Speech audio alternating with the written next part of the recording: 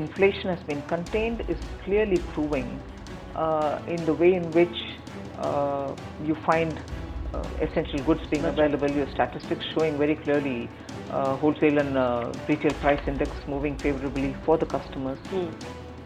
And government steps to contain inflation have also been periodically publicly reported. So yes, for me, I want affordable credit. There's no question. I want commerce to pick up. I want trade to pick up. I want manufacturing to pick up. So I would want access to affordable credit. You would want Governor Rajan to blink and relent, but a lot of experts are now voicing this opinion, and I'm just going to be the devil's advocate and ask you, inflation rate management or monetary policy is really the domain of the RBI at one level, and because there's been an open demand, you're not the only minister in New Delhi asking for it, because you see the situation from a growth perspective. Growth is essential, it's non-negotiable. At one level, does this clamor for rate cut from the industry, from the government, undermine the authority or the independence of RBI? Not at all. You may have a wish list, I may have a wish list, and we also articulate it because it's a free society. And when we articulate it, we give our reasons for it. But that is not imposing on the RBI.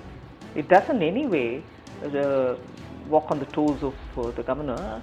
But of course, all of us give our own perspective. Let me draw your attention to an unnecessary debate that has taken public space on this. I'm sure at one level it amuses you.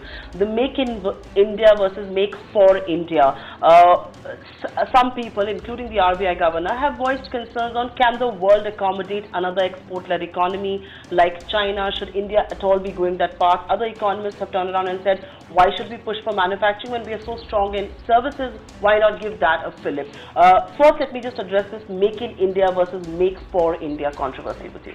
Somebody who produces to meet Indian demand, the domestic demand, need not necessarily confine himself to producing for India. A domestic producer can also meet domestic demand, post which or during which, along with which he can still export. So, if lines are being drawn, and if lines are drawn with an intention, however purposeful or otherwise, it is to differentiate between producing for India or producing for some other markets. I think these are artificial lines. Producer is internationally competitive in the sense its quality is good, price is fair enough, and it gives an advantage for people who want to import from him. He will export also. Economy doesn't work like that. Manufacturing doesn't work like that. If you are competitive enough, you're going to compete in the international market. And nothing in our policy can hold that person back from doing it. That's simply it. And the other side of the story is also to say, does this mean that Indian economy's demand is so much that you don't want a producer to look at other options?